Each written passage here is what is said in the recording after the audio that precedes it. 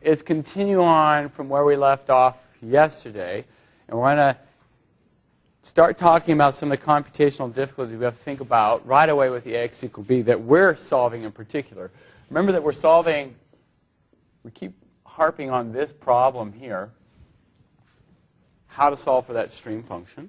And now we have a lot of different ways to do it, right? Because at the end of the day, this is going to turn out to be some giant AX equal to B, perhaps.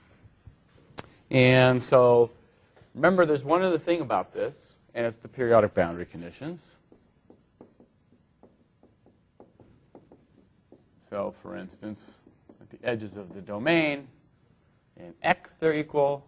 And then at the edges of the domain in Y, they are also equal. Now, here's the thing that we want to address head on. We started talking about it last time.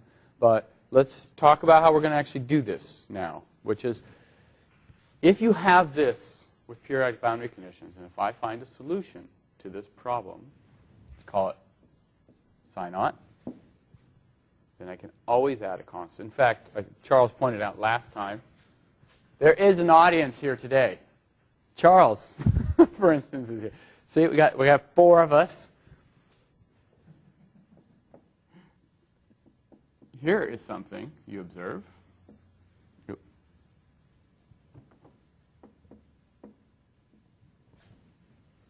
So if we start thinking about this is what we talked about last time, which is if I take this thing and I say, if I find a solution psi naught, then I can add anything like this, and it's still a solution that satisfies this at least.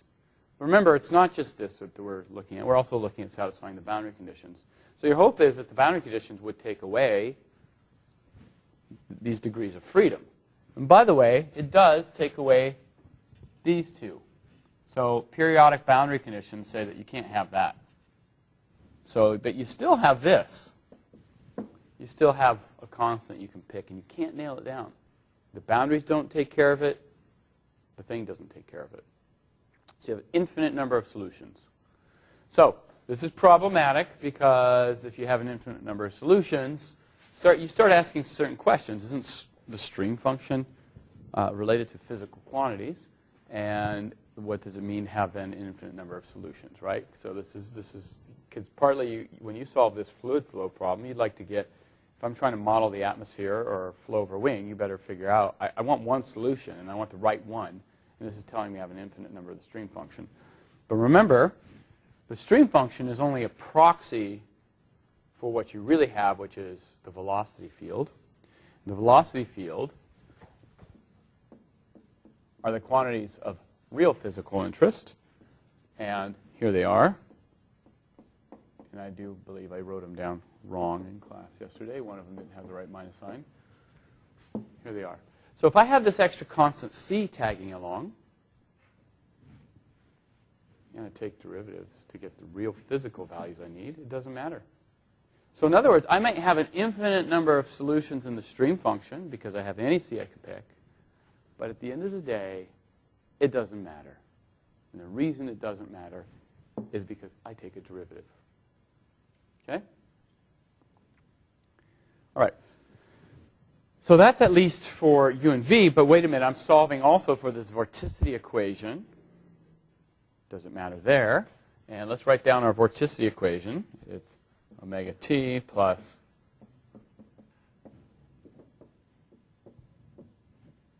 this here. This is the vorticity dynamics, how it changes in time and space. And there's the stream function showing up there again. And what you don't want this stream function to do is bring in this arbitrary constant so you have an infinite number of solutions.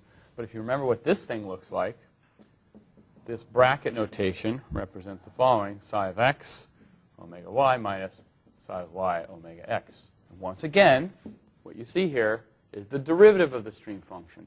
So for any physical quantity that's evolving in space and time that's of interest to us, the stream function always shows up with a derivative, which means this arbitrary constant c gets wiped out.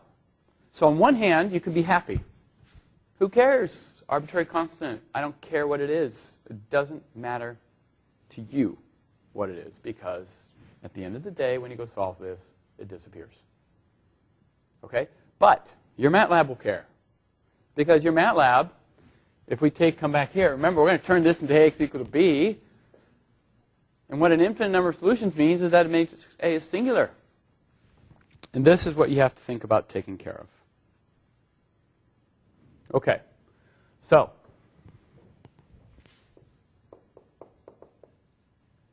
fact of the matter is, determinant A is equal to 0, which implies that you either have no solutions or infinite number of solutions. And what we have is an infinite number of solutions. So when you push the backslash, so you're going to have problems here if you start just using backslash. All right, so how do we handle this? Did you guys remember what A looked like? Probably not, but it was big.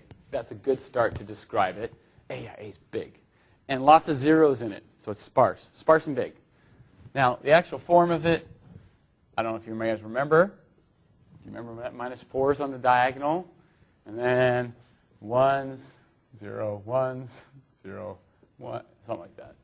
And then 1s, 0, 1s. And then there was these 1s on the corners. Anyway, who cares? I'm sorry, is this the one where it's basically a filter? That's right, that's right. Exactly, exactly. And this thing had 9 diagonals, that matters. But anyway, it looks something like this. Okay, you ready? You ready? This matrix, what's the determinant? It's 0. I'm going to make it not 0. Wait, do you know it's 0 or you're... Yeah, I know it's 0.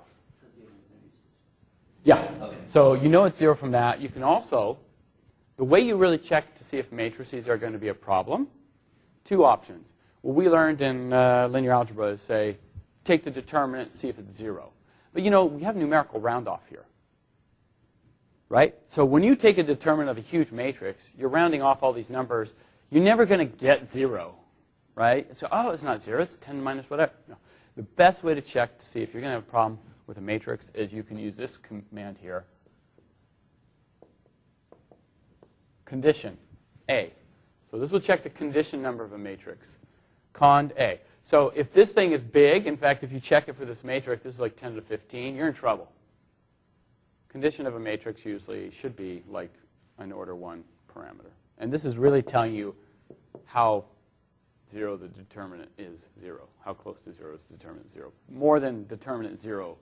Right? Because you can check a determinant by doing that too. Determinant A. But this is the way you check it. Condition number. That's the more accurate way. And there are reasons for that, but I won't go into them here. So here we go. Taylor, what's your favorite number? 7. 7. So I have all these -4s. Turn that into a 7. It is no longer singular. Now you may think we just did something completely random, and we took Taylor's favorite number, and we put a 7 in there, and it seems, well, you can't just do that, can you? Sure we can. Did we care about that constant C? So once you pick that 7, then what happens is, let's come back over here. Once you pick that 7, what you really did is you nailed that constant C to something. Let's call it C bar. It's now determined. It's some number. Maybe it's 5. Maybe it's 12. Maybe it's square root 3. Maybe it's whatever it is. Who cares? Why do we not care? Because we're going to take derivatives of this. And for every single choice you make there, if you would have picked 7 in that slot, or 37, or square root 3, it doesn't matter. It picks a different constant C that we don't care about anyway. Does that make sense? You pick -4. So if you have -4, it's singular. Yeah, so, what was that? -4 is an arbitrary constant like 7. But -4 is the one that makes it singular, right? So just anything besides -4. So when you build this matrix, and this is what we're going to do in class tomorrow, we're going to build this matrix, sparse matrix. All you'd have to do is after you build the matrix, you can just simply say A11 is equal to 7.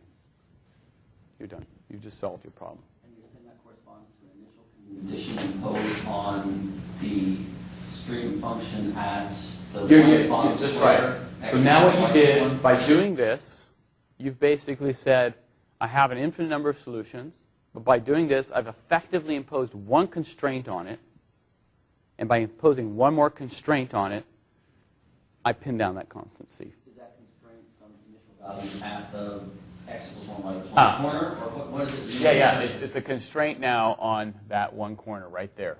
That's the A11 spot, right? So you've broken this thing up, and you've put a constraint there. At that grid point, you said, I'm making some other thing. By the way, people can do almost arbitrary things. I didn't have to change that diagonal term. This is the easiest thing possible. And if you do the condition number now on that, totally different. You know, if I could have just gone in here, by the way, leave it as -4, pick somewhere randomly and put 37. Okay? Normally what people like to do is put it off on an edge somewhere. Right? So if you put 37 here, then you're imposing some constraint right there in that grid point, which is like if your stuff is happening there, it's like, well, that might affect things. But normally if you put it on an edge, remember we're trying to look at the dynamics in here. The idea is hopefully that the boundaries are far away. So yes, you could do that, but if you just do this, you now have a matrix that is non-singular, and now when you do the / command, it works. The only thing I wouldn't pick here, by the way, and it's, by the way, in the notes, which is stupid, but that's okay. The notes have been I have a newer version of the notes that are updated. But I said, hey, you could pick A11 to be 0. Now, if I made this 0, there's no problem. It's non-singular. But now, what do I want to do with this matrix, right? Part of what I want to do is I don't want to use /. I want to use LU decomposition. If I use L decomposition, what's going to have to do right away to do an LU decomposition of that matrix? It's going to have to flip rows around.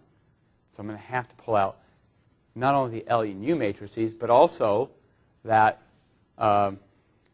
matrix that flips them around a bit, right? So I have to pull out that extra matrix to say, oh, but if I have this, I have to shuffle my, what do you call that term?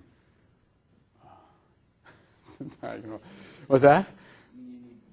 My pivot is 0, so I have to switch it out, right? So that means I have to switch rows out, which means I have to also switch out my right-hand side as well. That's one extra piece of work I have to do if I put a 0 there. So it's dumb to put a 0 there. So I'm calling myself dumb. But that's on the computer. I mean, that's more for the computer. That's more for the computer. However, you have to bring it around. So whatever you do this right now, you're going to have to do LU and P. And you have to then take your right-hand side and multiply that P matrix, which tells you how the rows got flipped around. So that's extra computation. So that's why it's not a good idea. So don't do that. 7's perfectly nice. And in the homework, I'll tell you exactly what to put in there so we can match up our results. All right, so this is how you take care of this problem. That's it.